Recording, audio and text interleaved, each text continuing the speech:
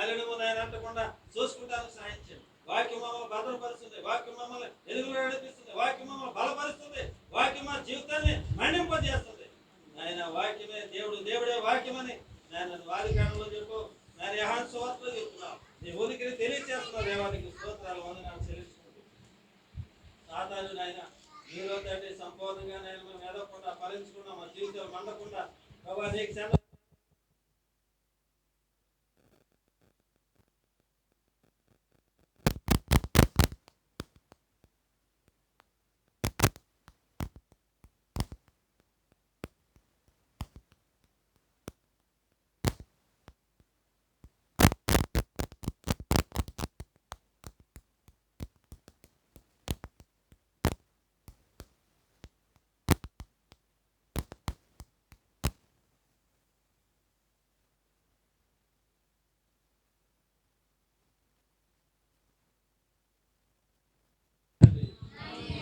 పరిశుద్ధులు మన రక్షకుడైన యేసుక్రీస్తు ప్రభువు నామములో కూడి వచ్చిన మీ అందరికీ నా యొక్క వందనాలు తెలియజేస్తున్నానండి.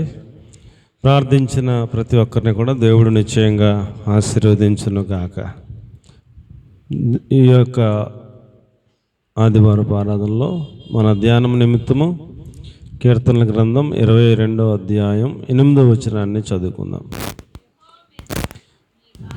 యెహోవా మీద నీ భారమును మోపము, ఆయన వానిని విడిపించునేమో.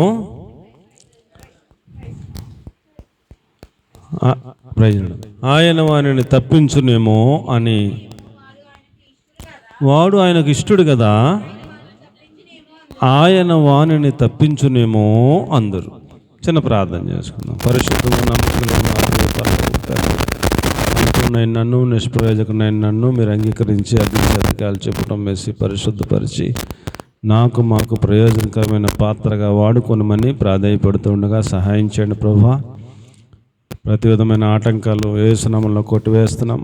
దేవదూతల పరిచరణ యేసునామములో విడుదల చేస్తూ ఉన్నాం. వినబుద్ధి పుట్టించు ఆత్మను, సమ్మతి గల మనస్సును ప్రభువా యేసునామములో విడుదల చేస్తూ ఉండగా పరిశుద్ధాత్మ దేవా మీ శైలిలో, మీ స్థాయిలో మీ కార్యాలన్నీ మాలో చేయమని, మీకు ఇష్టమైన వ్యక్తులుగా మమ్మల్ని మార్చమని యేసుక్రీస్తు ప్రభుల వారి పేరట ప్రార్థించి అడిగి వేడుకొని పొంది ఉన్నాం తండ్రి, ఆమేన్. ప్రియులారా, మనం చదువుకున్న వాక్య భాగంలో అంతకు ముందు వచనంలో దేవునికి ఎవరైతే ఇష్టడుగా ఉన్నాడో అతన్ని చూసి అంతకు ముందు వచనంలో అందరూ అంటున్నారు అతడిని అపహాస్యం చేస్తారంట. అమ్మ, అంతకు ముందు వచనంలో ఏముందరా?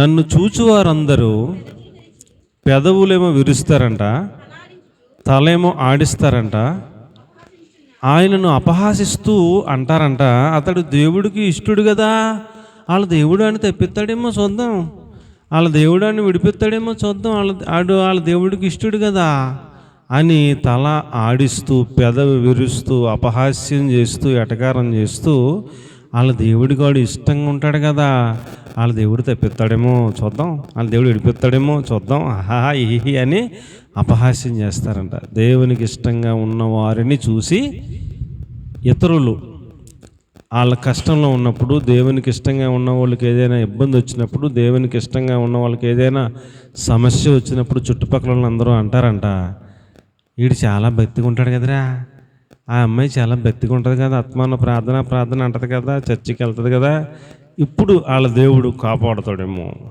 వీళ్ళు ఇష్టంగా ఉంటారు కదా వాళ్ళ దేవుడికి, ఇప్పుడు వాళ్ళ దేవుడు తప్పిస్తాడేమో చూద్దాం అని ఎటకారం చేస్తారంట, అపహాస్యం చేస్తారంట, వేళాకోళం చేస్తారంట. ఈ భక్తుడు తన యొక్క అనుభవాన్ని మనకు తెలియజేస్తూ ఉన్నాడు. అతడు దేవునికి ఇష్టడు గనక దేవుడు అతనిని తప్పించునేమో, విడిపించునేమో అని అపహాస్యం చేసే వాళ్ళు ఉన్నారు. కానీ నీవు నేను దేవునికి ఇష్టంగా బతికితే ఖచ్చితంగా ఆయన మనల్ని తప్పిస్తాడు, విడిపిస్తాడు. దేవునికి స్తోత్రం కలుగునుగాక.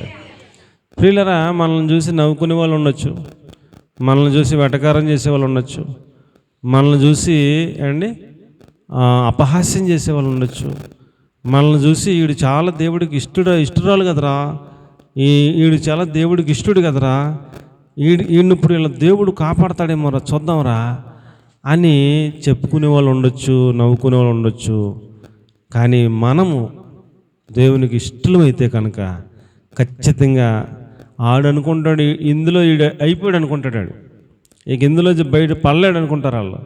ఇక ఈ దెబ్బతో ఈడు చాప్టర్ క్లోజ్ అయిపోయింది అనుకుంటారు వాళ్ళు. కానీ వాళ్ళు చూస్తుండగానే విడిపించి ఘనపరిచి గొప్ప చేసి వాళ్ళ ఎదురుగానే భోజనం పెట్టి వాళ్ళ నోర్లు ముయించగలిగిన సర్వశక్తి కలిగిన దేవుడు మన దేవుడు అని నేను మీకు మనవి చేసుకుంటా ఉన్నాను. దేవునికి స్తోత్రం కలిగిన కాదు. హల్లెలూయా.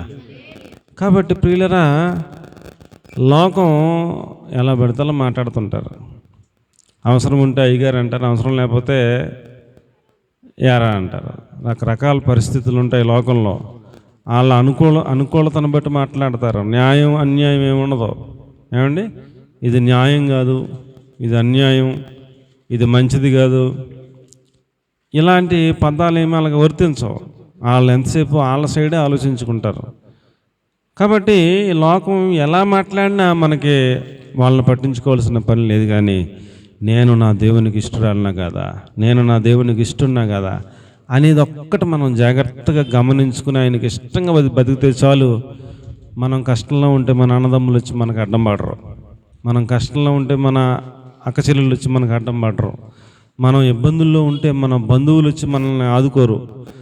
మనం ఎక్కడైనా ఇరుక్కుంటే మన స్నేహితులు వచ్చి మనకి అడ్డంగా నిలబడరు. అందరూ ఉన్నారన్నట్టుగా అనిపిస్తుంది. సరిగ్గా సమయం వచ్చినప్పుడు ఎవడో ఆదరించేవారు ఉండరు, ఓదార్చేవారు ఉండరు, ధైర్యపరిచేవారు ఉండరు. అందరూ కూడా సైడ్ అయిపోతారు. కానీ నీ పక్షంగా యుద్ధం చేసి నిన్ను గెలిపించగలిగిన సర్వశక్తి కలిగిన దేవుడు ఒక ఆయన ఉన్నాడు. ఆయన పేరు నజరేయుడైన యేసుక్రీస్తు ప్రభులు వారు. కాబట్టి ప్రియులరా, మనం ఈ లోకంలో ఎవరికి ఇష్టం లేకపోయినా పర్లేదు, కానీ దేవునికి ఇష్టంగా బతికితే చాలు. ఆయన తప్పించేవాడు, విడిపించేవాడు అనే సత్యాన్ని భక్తుడు మనకు జ్ఞాపకం చేస్తున్నాడని నేను మీ అందరికి కూడా మనవి చేసుకుంటూ ఉన్నాను. కాబట్టి మనం దేవునికి ఇష్టంగా ఉండాలి అని అంటే ఏంటి, ఏం చేయాలి అనేది కొన్ని మాటలు మీకు ప్రతి మాట వింటూ ఉన్నప్పుడే ప్రభువా నన్ను కూడా అలా మార్చేయ్యా అని ఒక ప్రార్థన మనం చేసుకుందాం. అలాగున దేవునికి ఇష్టంగా తయారవ్వాలని ప్రభు పాదాల దగ్గర నుంచి పొందుకుని తీసుకొచ్చిన వర్తమానం అని మీకు మనవి చేసుకుంటూ ఉన్నాను. దానియేలు గారు ఉన్నాడు అండి. దానియేలు గారు పరాయి దేశంలో ఉన్నాడు, వాళ్ళ సొంత దేశంలో లేడు. ఈ యొక్క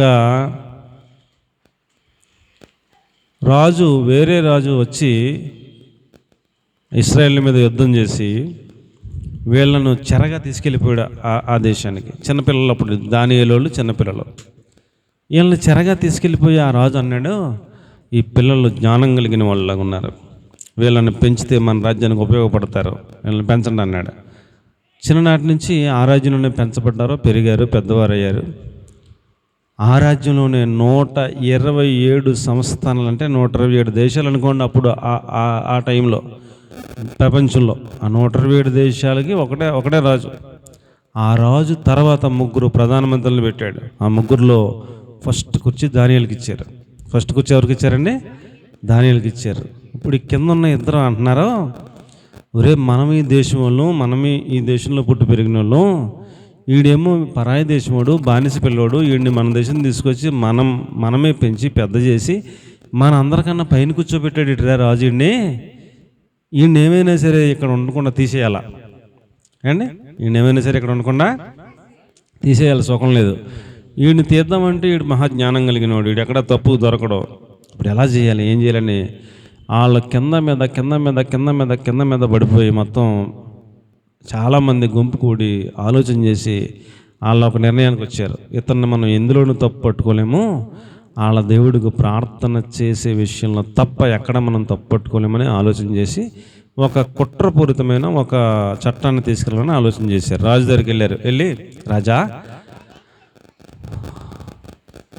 కొన్ని దినాల పాటు మీకు తప్ప మరెవ్వరికి మన 127 సంస్థానాల్లో ఏ మనుషుడు కూడా ఏ దేవుడికి కూడా ప్రార్థన చేయకూడదు, మీకే చెప్పుకోవాలా, ఏది చెప్పుకున్నా మీ ప్రతిమకి నమస్కారం చేయాలి అన్నట్టు ఒక శాసనాన్ని పుట్టించాలని మాకు ఆలోచన వచ్చింది. మీరు శాసనం తయారు చేయండి అని అంటే రాజుగారు అనుకున్నాడు, నేనంటే వీళ్ళకి ఎంత ప్రేమ, నాకే చెప్పుకోవాలంటున్నారు, నన్నే దేవుడి స్థానంలో పెడుతున్నారు అనుకుని మనోడు ఫీల్ అయ్యి కుట్రకట్ట అర్థం అవ్వక సంతకం పెట్టేశాడు. అయిపోయింది, చట్టం అయిపోయింది. మొత్తం 127 సంస్థానాల్లో చాటింపు వేసేశారు.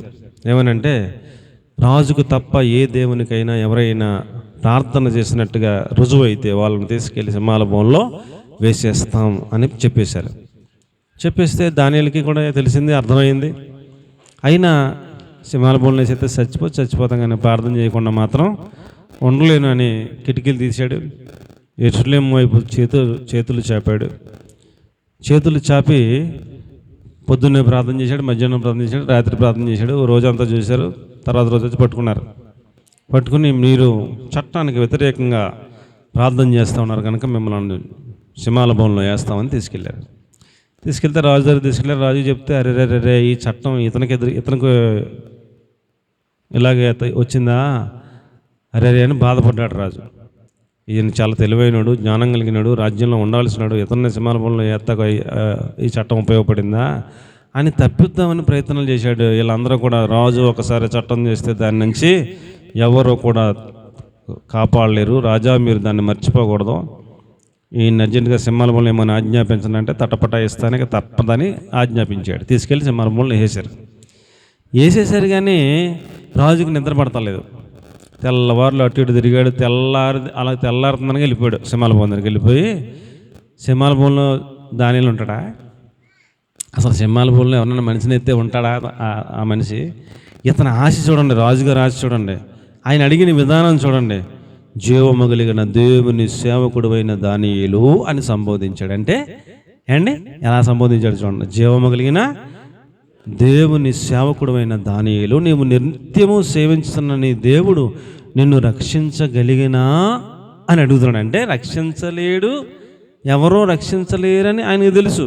కానీ వీళ్ళ దేవుడు ఏదో చేస్తాడులే అని కూడా ఆయనకి అర్థమైంది. నిన్ను రక్షించగలిగాడా అని దేవుడు అని అడుగుతున్నాడు.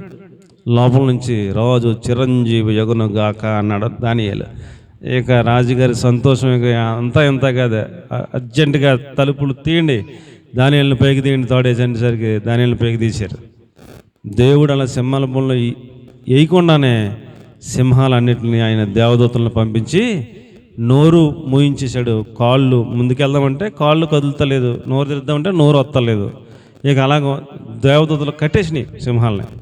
ఇంకా ఎలా సూత్రమే తప్ప ఏం చేయలేకపోతున్నాయి. తెల్లవారులు దేవుడు దానియేలుని కాపాడారు. దానియేలుని పైకి తీసేశారు. తీసేసాక ఈ యొక్క చట్టం చేయించడానికి ఎవరెవరైతే వచ్చారో దగ్గరికి వాళ్ళందరినీ కుటుంబాలతో సహా వేసేయమన్నాడు. అందులో వాళ్ళని తీసుకొచ్చి అలాగ వేస్తుంటే వేసినట్టు కింద కూడా పడకుండా అలాగా గాలిలో ఉండగానే 4 సింహాలు పట్టుకుని ఏ పోటుకో పొట్టు లాగేసి ఎముకలు పొడి చేసేసినాయి అంట. అంటే అంత ఆకలిగా ఉన్న సింహాలు దానియేలు మాత్రం ఏమీ చేయకుండా దేవుడే తప్పించాడు, కాపాడాడు. ఎందుకంటే దేవుడు ఆయనకి ఇష్టంగా ఉన్నాడు దానియేలు. అది విషయం. దేవునికి దానియేలు ఎలాగ ఉన్నాడో ఇష్టడుగా ఉన్నాడు. అందుకని ఆయన తప్పించాడు, కాపాడాడు. అందుకని నిత్యము నీవు సేవించుతున్న నీ దేవుడు నిన్ను కాపాడగలిగినా అని అడిగాడు. కాబట్టి ఎవరు దేవునికి ఇష్టలయ్యా అంటే ప్రార్థించేవారు దేవునికి ఇష్టలు. దేవునికి స్తోత్రం కలిగిన ఎవరంటే దేవునికి ఇష్టం అండి? ప్రార్థించేవారంటే దేవునికి ఇష్టం. ఏం ప్రార్థన చేయాలి? నేను మోకరించగానే పొద్దున్న లెగ్గానే ప్రభువా నన్ను దీవించు, నా బిడ్డలను దీవించు, నా కుటుంబం ఆమెనంటే వాళ్ళంటే పెద్ద ఇష్టం ఉండదు. ఎవరి కోసం ప్రార్థన చేయాలంట? 1 తిమోతి 2వ అధ్యాయం 3వ వచనం, 1 తిమోతి 2:1 నుంచి మనం చదివినట్లయితే అక్కడ రాయబడిన మాట 2వ వచనం నుంచి, రాజుల కొరకు, అధికారుల కొరకు విజ్ఞాపనలు, ప్రార్థనలు, యాచనలు, కృతజ్ఞతాస్తుతులు చేయవలనని హెచ్చరిస్తూ ఉన్నాను. ఇది మంచిదియు దేవుని దృష్టిలో అనుకూలమైనది, మంచిది, దేవునికి ఇష్టమైనది అన్నట్టు అక్కడ ఆ పదాలు అర్థాన్ని ఇస్తూ ఉన్నాయి. కాబట్టి ప్రియులారా, దేవునికి ఏంటి ఇష్టం అంటే అనేకుల కొరకు ప్రార్థన చేసేవారంటే ఆయనకి చాలా ఇష్టం అండి. రాజుల కొరకు, అధికారుల కొరకు, ప్రపంచంలో ఉన్న మనుషులందరి కొరకు ఏమండి ప్రార్థన, విజ్ఞాపనలు ఎవరైతే చేస్తూ ఉంటారో వారంటే దేవునికి చాలా ఇష్టం. వాళ్ళకి ఏదైనా కష్టం వచ్చిందనుకోండి, వాళ్ళకి ఏదైనా సమస్య వచ్చిందనుకోండి, వీళ్ళందరి కోసం ప్రార్థన చేస్తారు. వాళ్ళకే సమస్య వస్తే దేవుడు అలాగ సైలెంట్గా ఉండడంట. వాళ్ళను తప్పించడానికి, విడిపించడానికి ఆయన దేవదూతల్ని పంపిస్తాడు. ఏం చేస్తాడు? ఏదో ఒకటి చేస్తాడు, చేసి వాళ్ళను తప్పిస్తాడు, విడిపిస్తాడు. చూసిన వాళ్ళందరూ, అపహసించిన వాళ్ళందరూ నోరు మూసుకుని, అమ్మ వీళ్ళ దేవుడు నిజమైన దేవుడురా, అసలు ఈ దెబ్బతో అయిపోయింది అనుకున్నాం, అయినా మళ్ళా బతికారు అంటే వీళ్ళ దేవుడు నిజమైన వాడు అని వాళ్ళకే అర్థమైపోద్ది. వాళ్ళే మళ్ళీ జాగ్రత్త పడిపోతారు, మన జోలికి రారు. ఇంకా వాళ్ళ ఎక్స్పెక్టేషన్ తప్పు అయిపోతుంటుంది. ఈ దెబ్బతో అయిపోయారు అనుకున్నాం, కానీ వీళ్ళ దేవుడు వీళ్ళని కాపాడాడు, తప్పించాడు, విడిపించాడు అని వాళ్ళే సాక్ష్యం చెప్తారు.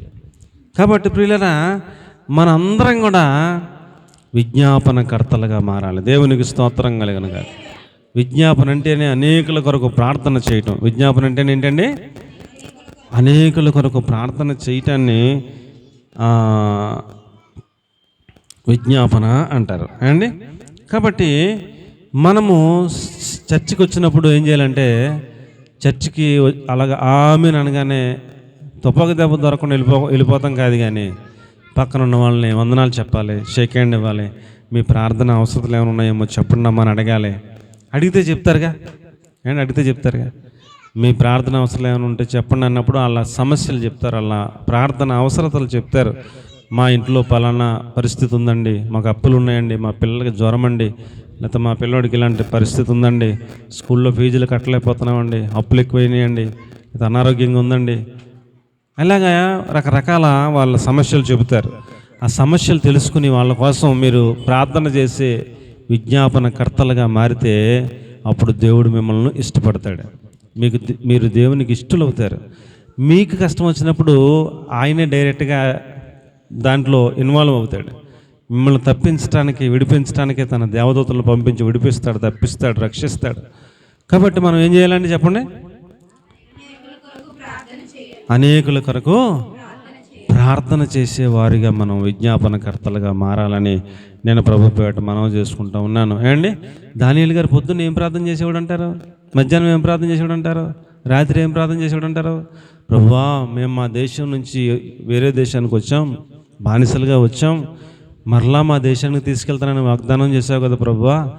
మా ప్రజలందరూ చేసిన పాపములను నేను ఒప్పుకుంటున్నాను, మా తండ్రులు, మా పితరులు చేసిన పాపాలను నేను ఒప్పుకుంటున్నాను, మన్నించి క్షమించి మరలా మమ్మల్ని అందరినీ మా దేశానికి నడిపించి ప్రభువా, విడిపించి ప్రభువా, ఈ బానిస బతుకుల నుంచి మమ్మల్ని రక్షించి ప్రభువా అని తన జనులందరి పాపములను దానియేలు ఒప్పుకుంటా తన జనులందరి కోసం ప్రార్థన చేస్తూ ఉన్నాడు దానియేలు. ఆయన ఒక్కడి కోసం కాదండి, ఎంతమంది కోసం అండి? మొత్తం తన దేశంలో ఉన్న జనులందరి కోసం ప్రార్థనలు పొద్దున్న, మధ్యాహ్నం, సాయంత్రం కూడా చేస్తున్నాడు. అందుకనే దేవుడికి దానియేలు అంటే ఇష్టం. మనం కూడా ఏం చేయాలి చెప్పండి? మన దేశం కొరకు, మన దేశంలో వర్షాలు బాగా పడాలని, సమృద్ధిగా పంటలు పండాలని, రేట్లు తగ్గాలని. ఇప్పుడు బియ్యం మూట ఎంత అండి? 1100, 1200 ఉండేది ఒక నెల క్రితం, 2 నెలల క్రితం. ఇప్పుడు 1600 అయిపోయింది మంచి బియ్యం కావాలంటే. ఇలా పెరిగిపోతే సామాన్యులు ఎలా తింటారా అండి? సామాన్యులు ఎలా బతుకుతారు? చాలా రేట్లు పెరిగిపోతున్నాయి, పంట తగ్గిపోతుంది, వర్షాలు సకాలంలో రావాల్సిన టైంలో రావట్లా. మనకి ఇక్కడ నది పక్కన ఉంది కాబట్టి మనకేం తెలుస్తుంది, కొంచెం ఎదరికెళ్తే వర్షం వస్తేనే పంటలు ఎత్తలేదు, దిగుబడి తగ్గిపోతుంది సరిగ్గా టైంకి వర్షాలు లేకపోతే.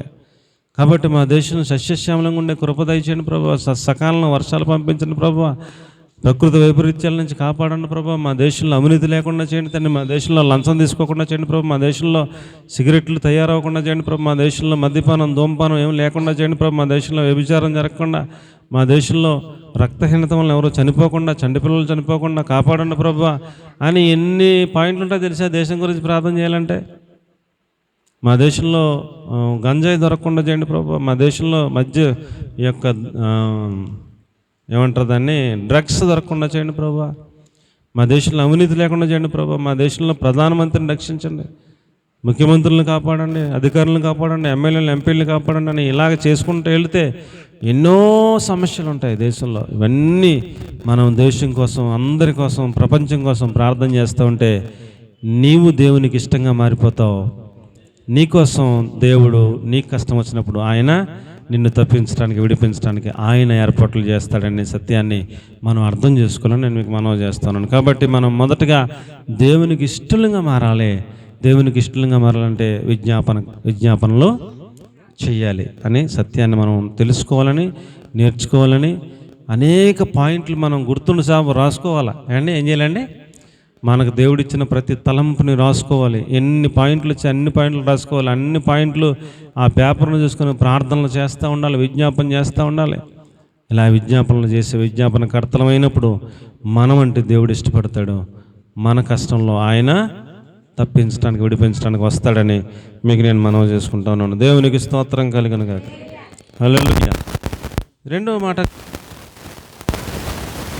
6వ వచనంలో విశ్వాసం లేకుండా దేవునికి ఇష్టలైనట అసాధ్యం అన్నాడు. అంటే విశ్వాసం కలిగిన వారంటే దేవుడికి ఇష్టం అన్నట్టు లెక్క. అంటే విశ్వాసం కలిగినోడంటే దేవుడికి ఇష్టం అనేగా అర్థం. విశ్వాసం లేకపోతే దేవునికి ఇష్టలుగా ఉంటే అసాధ్యం. విశ్వాసం కలిగి ఉంటే దేవునికి ఇష్టలుగా ఉండవచ్చు అనే అర్థాన్ని ఆ మాట మనకి తెలియజేస్తూ ఉంది. చింతల్లి, రే నువ్వు గుడ్ గర్ల్ కదరా. రే చింతల్లి, నువ్వు గుడ్ గర్ల్ కదా, మర్చిపోయావా? మాట్లాడకూడదు. నువ్వు గుడ్ గర్ల్, మంచి పిల్లలు, నువ్వు మాట్లాడుకోమ్మా, ఓకేనా? వెళ్తేప్పుడు నీకు పప్పులు ఉన్నాయి, ఓకేనా? మాట్లాడుకో. Right, God bless. విశ్వాసం కలిగిన వారిగా మనం మారిపోతే మనం దేవునికి ఇష్టమైన వ్యక్తులుగా ఉంటామని నేను మీకు మనవి చేసుకుంటా ఉన్నాను అండి. దేవుని పైన విశ్వాసం ఉండాలి. ఏముండాలండి? దేవుని పైన విశ్వాసం ఉండాలి, దేవుని పైన నమ్మకం ఉండాలి. 12 సంవత్సరాల నుంచి రక్తస్రావ రోగంతో బాధపడుతున్నటువంటి ఆ స్త్రీకి ఆ పక్కూరోళ్ళు, ఈ పక్కూరోళ్ళు అందరూ చెప్పారు. ఏమని? మన పక్కూరు వచ్చాడంటే యేసు ప్రభు, ఆ ఊర్లో ఉన్న అనారోగ్యంతో ఉన్న వాళ్ళందరూ ఆయన దగ్గరికి వెళ్తే స్వస్థపరిచాడంట. అలాగే ఆయన ఏ ఊరు వెళ్తే ఊర్లో అందరికీ స్వస్థత వస్తుందంట అని వాళ్ళు చెప్తే వీళ్ళు చెప్తే విని ఈమెకు కూడా ఏమొచ్చిందండి? విశ్వాసం వచ్చింది. మనవరు కూడా యేసు ప్రభు వస్తున్నాడు, ఏదో రకంగా రోడ్డు మీదకి వచ్చి ఆయన కనపడు అని వాళ్ళు చెప్తే ఆవిడ అప్పటికే 12 సంవత్సరాల నుంచి రక్తస్రావం కొట్టెడతలేదంటే మనిషి ఎలా ఉంటుందో లెక్కేసుకోండి. నడవలేక నడుముపోయి దేగితో పాకుతో వచ్చి ఉంటుంది రోడ్డు మీదకి. డబ్బులన్నీ అయిపోయి, ఆస్తులన్నీ కరిగిపోయి, డాక్టర్లు అందరూ అయిపోయారు, నీకేం లేదక ఆఖరి క్షణాలు అన్నట్టుగా ఉంది ఆవిడ పరిస్థితి. విశ్వాసంతో నేను కానీ రోడ్డు మీదకి ఎలాగోలాకి వెళ్ళి ఆ ప్రభు ఈ రోడ్డు అంటే వెళ్తున్నప్పుడు ఆయన వస్త్రపు చెంగు ముడితే చాలు నాకు స్వస్థత వస్తుందని విశ్వాసంతో వెళ్ళి కూర్చుంది అక్కడ. ఆ ప్రభు ఆ దారిలో వచ్చారు, ఆయన వస్త్రపు చెంగు ముట్టుకుంది, వెంటనే ఆమె రక్తధార కట్టెను అని రాసిపెట్టాడు. అప్పుడు వెంటనే యేసుప్రభు అక్కడ ఆగిపోయి వెళ్ళకుండా నన్ను ఎవరో ముట్టారు, నాలో నుంచి ప్రభావం వెళ్ళిపోయింది. ఎవరు ముట్టారంటే ఆ శిష్యులందరూ అంటున్నారు, 1000 మంది వెనక మీద పడుతుంటే ఎవరో ముట్టారంటే ప్రభు బతికని ఎవడో కూడా ముడతాడు, ఎవడో కూడా తగులుతాడు, పెద్దేదో ఇష్యూలాగా నన్ను ఎవరో ముట్టారు అంటావు ఏంటి అని శిష్యులందరూ అంటే, లేదు నన్ను ఎవరో ముట్టారు, నాలో నుంచి ప్రభావం వెళ్ళిపోయింది బయటికి అన్నప్పుడు వెంటనే ఆమె ఇక నేను దాగి ఉండటం కరెక్ట్ కాదని వెంటనే దడదలాడుతా లేచి నిలబడి, అయ్యా నా పరిస్థితి ఇది, నేను విశ్వాసంతో వచ్చి నీ వస్త్రపు చెంగు ముట్టుకున్నాను, వెంటనే నా రక్తధార కట్టిందయ్యా అని అందరూ ఎదుట సాక్ష్యం చెబితే అప్పుడు ఆయన అన్నమాట, నీ విశ్వాసమే నిన్ను స్వస్థపరిచింది, సమాధానము గలదానమై పొమ్ము అన్నాడు. ఆమె విశ్వాసం దేవునిపైన ఉంచింది కాబట్టే ఆయన స్వస్థపరిచాడు. దేవునికి స్తోత్రం కలుగును గాక. ఇలా చూసుకుంటూ వెళ్తే ఎన్నో స్వస్థతలు బైబిల్ గ్రంథంలో ఆయన ద్వారా చేయబడిన స్వస్థతలో ఆ స్వస్థత జరిగిన తర్వాత ప్రభువారు అన్న మాట ఒకటే మాట, నీ విశ్వాసమే నిన్ను స్వస్థపరిచింది, నువ్వు విశ్వాసంతో వచ్చావు కాబట్టి నేను నిన్ను స్వస్థపరిచాను అన్నట్టు స్వస్థపరిచింది, సమాధానం గలదానమై వెళ్ళు అంటాడు. కాబట్టి ప్రియులరా, విశ్వాసం ఉంటే దేవునికి ఇష్టమైన వ్యక్తులంగా మనం మారిపోతాం. ఆయన పైన విశ్వాసం ఉండాలి. ఏముండాలండి? ఆ హెబ్రీ పత్రికలో చెప్పాడు, విశ్వాసం అంటే ఏంటో చెప్పాడు. ఏమనంటే విశ్వాసం ఉన్నది నిరీక్షింపబడి వాటి యొక్క నిజస్వరూపము అన్నాడు. అది విశ్వాసం అంటే మనం మన కళ్ళ ముందు కనపడదు ఏదో, కానీ అది దేవుడిస్తాడు అనే ఒక నమ్మకం మనం కలిగి ఉంటే మన కళ్ళ ముందు ఇప్పుడు లేదు, కానీ ఒక సంవత్సరం పోయాక 2 సంవత్సరాలు పోయాక మన కళ్ళ ముందు అది కనపడేలాగా దేవుడు ఆ విశ్వాసాన్ని చూసి చేస్తాడన్నట్టు అర్థం. దేవునికి స్తోత్రం కలిగిన గాక. కాబట్టి ప్రియులరా, విశ్వాసం అన్నది నిరీక్షింపబడు వాటి యొక్క నిజస్వరూపము అన్నాడు. ఇప్పుడు నేను ఉన్నాను అనుకోండి, నాకు ఖాళీ ఇంటి స్థలం కూడా లేదు, ఉండటానికి ఇల్లు కూడా లేదు, అద్దె ఇంట్లో ఉంటున్నాను. నేను దేవుని యందు విశ్వాసం ఉంచితే నాకు దేవుడు స్థలం ఇస్తాడు, వెళ్ళిస్తాడని నేను నమ్మితే దేవుణ్ణి రోజు నేను ప్రార్థన చేసుకుంటే అనుకోకుండా నీ తరపున వాలంటీర్ కాగితం పెడతాడు, నీకు స్థలం గవర్నమెంట్ శాంక్షన్ చేస్తుంది, వాళ్ళు ఇచ్చిన డబ్బులతో నీకు ఏదో తులం పొలం వేసుకుంటే కడతామని ఆఫర్ వస్తుంది, కడతారు. జరుగుతుంది కార్యం. నీ నమ్మకాన్ని బట్టి దేవుడు చేసి పెడతాడు. అన్నీ ఆటోమేటిక్గా అలా జరుగుతాయి. ఒక 3 సంవత్సరాలు 4 సంవత్సరాలు పోయాక ఇల్లు కనపడుతుంది అక్కడ. ఇదంతా ఎలా జరిగిందంటే విశ్వాసాన్ని బట్టి జరుగుతాయి. అబ్రహాముకి విశ్వాసానికి నిరీక్షణకి ఆధారమే లేదు. అప్పుడు నిరీక్షణకి ఏం లేదండి, ఆధారం లేదు. ఈ రోజుల్లో మనకు నిరీక్షించడానికి ఆధారం ఉంది. ఇది ఏముందంటే మనకు సాక్ష్యాలు ఉన్నాయి, ఆధారాలు ఉన్నాయి మనకు. అప్పుడు అబ్రహాముకి సాక్ష్యాలు లేవు, ఆధారాలు లేవు. ఇప్పుడు సాక్ష్యం ఆధారం అంటే ఇప్పుడు పెళ్లి కాని ఒక పిల్ల ఉందనుకోండి, ఆ పిల్లకి మనం ఏదన్నా చెప్తే ఆ పిల్లకి నమ్మడానికి ఆధారాలు ఉంటాయి, సాక్ష్యాలు ఉంటాయి. చర్చిలోకి వచ్చే పలానా పిల్ల కోసం సంఘం అంతా ప్రార్థన చేసాం, ఆ పిల్లకు మంచి భర్త దొరికాడమ్మా, నువ్వు కూడా చర్చిలోకి వెళ్ళి ప్రార్థన చేయించుకో పాస్టర్ గారితో, సంఘస్థులు అందరితో, నీకు కూడా దేవుడు మంచి భర్తను ఇస్తాడమ్మా అని ఓ మాట చెప్పామనుకో, ఆ పిల్ల నమ్ముతాక అక్కడ ఇంకో పిల్ల కనపడుతుంటుంది కదా. నాకన్నా ముందు పలానా పాపకి ఇలా జరిగింది, మంచి బతుకుతుందని ఆ పిల్ల సాక్ష్యంగా కనపడుతుంటుంది, ఆధారం కనపడుతుంటుంది. కాబట్టి ఈ పిల్ల కూడా ఏం చేస్తుంది, నమ్ముతుంది, దేవుని నమ్ముతుంది, విశ్వాసం ఉంచుతుంది. అసలు ఆధారమే లేదు, అసలు ఆధారమే లేదు. ఇంతకుముందు పలానాడికి ఇలా జరిగింది అంటాక ఏమీ సోర్స్ లేదు. అయినా దేవుడు స్వరం విని, నీవు కనుక నా మాట విని నేను చూపించే దేశానికి వెళితే నిన్ను ఆశీర్వదిస్తాను, ఇసుక రేణువుల్లాగా దీవిస్తాను, ఆకాశ నక్షత్రాలు నీ సంతానాన్ని అభివృద్ధి చేస్తాను, నీ కనాన దేశాన్ని ఇస్తానని ఏమీ లేనప్పుడు దేవుడు ఆకాశం నుంచి ఒక స్వరం వెనబడి చెబితే మన ఆధారం ఏంటి, సాక్ష్యం ఏంటి అని అడగకుండా, నాకు ప్రూఫ్ ఏంటి అని అడగకుండా అండి ఆయన మాటను అలా నమ్మాడంట. అదే విశ్వాసం. అదే ఏంటండి, దేవుడు చెప్పాడు అని గుడ్డుగా నమ్మేశాడు అంతే. ఏం చెప్పాడు దేవుడు, నీ తండ్రి ఇంటిని విడిచి, నీ బంధువులను విడిచి, నీ దేశాన్ని విడిచి నేను చూపించే దేశానికి వచ్చాయంటే ఎవరైనా ఉన్న ఊరిని వదిలేసి, బంధువులను వదిలేసి, అన్నదమ్ములను అందరిని వదిలేసి, తండ్రి ఇంటిని వదిలేసి వచ్చేస్తారని అన్నీ వదిలేసి ఎక్కడ దగ్గర వచ్చేసాడండి. దేవుని పైన అంత నమ్మకంగా వచ్చేసాడు. దేవుడు చెప్పాడు చేస్తానని వచ్చాడు. ఆ నమ్మకాన్ని చూసి దేవుడు, ఆ విశ్వాసాన్ని చూసి దేవుడు అబ్రహాముని అండి ఒక దేశంగా తయారు చేశాడు, ఇజ్రాయెల్ దేశంగా తయారు చేశాడు. ఈరోజు కూడా ఇజ్రాయెల్ దేశం మనకి ఉంది. నీ సంతానం ద్వారా ప్రపంచాన్ని ఆశీర్వదిస్తానని చెప్పాడు దేవుడు. ఆయన సంతానం ద్వారా కానీ ఇప్పుడు ప్రపంచం అంతా ఆశీర్వదించబడతా ఉంది. ఇప్పుడు మన అందరం వాడుకునే ఈ టెక్నాలజీస్ అన్నీ ఎవరు కనిపెట్టారంటారా? ఇశ్రాయేలీలే. అబ్రహాం పిల్లలు ఇశ్రాయేలీలే, యూదులే. మనం వాడే ఎలక్ట్రికల్ ఈ యొక్క వస్తువులైనా, మనం వాడే ఏ టెక్నాలజీ అయినా వాళ్ళు కనిపెట్టింది. వాళ్ళు కనిపెడితే మనం అందరం కూడా ఆశీర్వాదకరంగా అట్లా వాడుకుంటున్నాం అంతే. కాబట్టి ఆయనని